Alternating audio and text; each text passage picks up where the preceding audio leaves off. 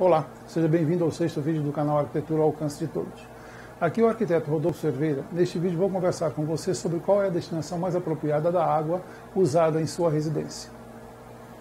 Não há como falarmos em tratamento de esgoto sem antes fazermos algumas considerações acerca da situação do tratamento de água no Brasil. Somente 83,3% dos brasileiros são atendidos com abastecimento de água tratada no país. Portanto, são mais de 35 milhões de brasileiros sem acesso a esse serviço básico. Pasme, 37% da água tratada é perdida no nosso país, seja por causa de vazamentos, roubos, ligações clandestinas, falta de medição, entre outros motivos, gerando um prejuízo em torno de 8 bilhões de reais. É algo inimaginável, pensem vocês. É realmente uma situação absurda, que precisa ser equacionada o quanto antes. Infelizmente, na nossa região, a região norte, é a que mais perde, com 46,25% de perda. A média do consumo per capita de água no Brasil é de 165,3 litros por habitante por dia. Apenas 50,3% da população tem acesso à coleta de esgoto, ou seja, mais de 100 milhões de brasileiros não têm acesso a esse serviço.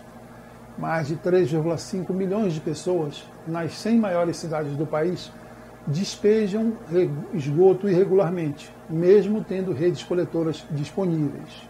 Olha que absurdo. Apenas 42,67% dos esgotos do país são tratados. A média das 100 maiores cidades brasileiras em tratamento de esgotos foi de 50,26%. E apenas 10 delas tratam acima de 80% de seus esgotos. Mais uma vez, a região norte apresenta apenas 16,42% do seu esgoto tratado. E o índice de atendimento total é de 8,66%. Ou seja, é a pior entre todas as regiões brasileiras. Sei que, a princípio, apresentar esses números pode parecer puro terrorismo, mas não é. Pois não há como fugir dessa nossa realidade, que está espelhada em números de certo muito assustadores, mas é o que é.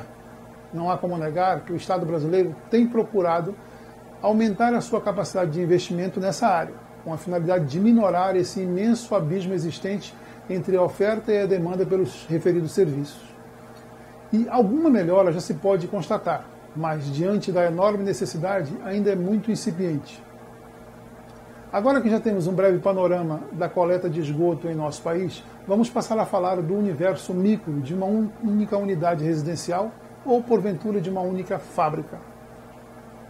Nesse momento é preciso fazer uma distinção entre esgoto doméstico, que é aquele que é formado nas residências, e o esgoto industrial, que é oriundo das fábricas.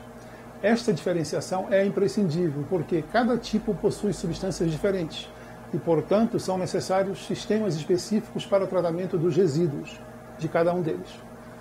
No caso das residências, depois do uso da água na cozinha com a lavagem de louças e outros utensílios, no banheiro, no banho ou no vaso sanitário, o esgoto propriamente dito começa a ser formado, ser gerado. Nesse esgoto, melhor dizendo, nesse caso, o esgoto chamado de doméstico é conduzido através de uma rede interna de tubos que normalmente tem em torno de 100 milímetros de espessura, que necessariamente deve contar com pelo menos uma caixa de inspeção. Veja bem, o ideal é que tenham pelo menos 2 ou 3 caixas, dependendo da extensão dessa rede. Entretanto, é imprescindível que haja pelo menos uma caixa de inspeção com no mínimo 50 centímetros de altura por 50 centímetros de comprimento por 40 centímetros de profundidade, que possibilite qualquer tipo de manutenção e reparo, que por sua vez seja ligada ao esgoto central da rua, quando existir. Neste momento é preciso fazer um parêntese muito importante. Os resíduos humanos provenientes do vaso sanitário devem ter uma tubulação própria, que deve ser direcionada a um equipamento chamado de fossa séptica, que nada mais é do que um depósito localizado embaixo da terra, que recebe os dejetos humanos e águas servidas e retém a parte sólida e inicia o processo biológico de purificação da parte líquida, evitando que os mesmos sejam jogados diretamente nos rios, lagos ou mesmo superfície do solo, desta forma colaborando no controle da proliferação de doenças e na preservação do meio ambiente. Logo, é primordial que no momento de idealizar ou planejar a sua casa ou reforma, você deve pensar na localização da fossa séptica, ok? Muito pouca gente tem a preocupação de construir a sua fossa séptica, e nesse caso acaba cometendo o maior dos crimes contra si e principalmente contra a sociedade. Pois, no momento em que envia todos esses dejetos diretamente para o esgoto geral da via, pode causar inúmeros problemas de saúde pública. E ainda, se considerarmos que só uma pequena parcela do esgoto público neste país é tratada, e, portanto, esse esgoto está carregado de muitos transmissores de doenças, micro-organismos, resíduos tóxicos e nutrientes que provocam o crescimento de outros tipos de bactérias, vírus e fungos, a situação fica ainda muito mais complexa. Por ser um assunto de extrema relevância, no caso a fossa séptica, posteriormente ela será objeto de um outro vídeo, onde poderei detalhar melhor esse importante equipamento. Ok? Entretanto, vou deixar aqui alguns parâmetros básicos. Sua dimensão depende do número de pessoas da moradia, em função de um consumo médio de 200 litros de água por pessoa. Sua capacidade não deve ser inferior a 1.000 litros. Não deve ficar muito próxima às residências, por causa do mau cheiro.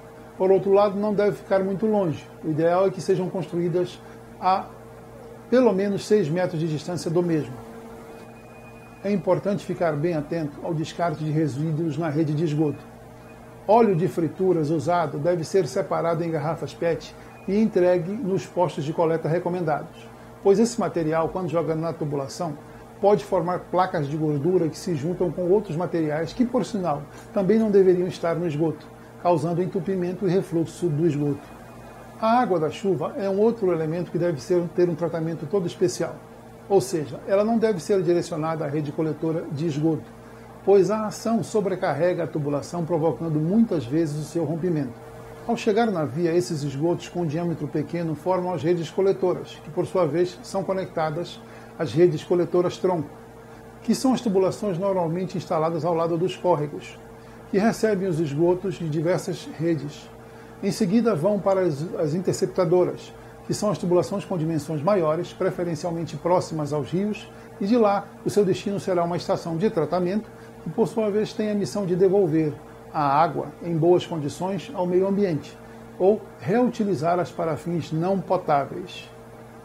Espero ter contribuído para o esclarecimento desse assunto. No próximo vídeo trarei uma dica sobre uma questão que assombra a sociedade mundial, que é o alto grau de desperdício na construção civil.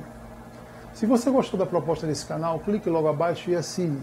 Se você gostou deste vídeo, clique no botão gostei e deixe o seu like. Seu feedback é fundamental para o desenvolvimento deste canal. Deixe sua sugestão, fiquem com Deus e até a próxima dica.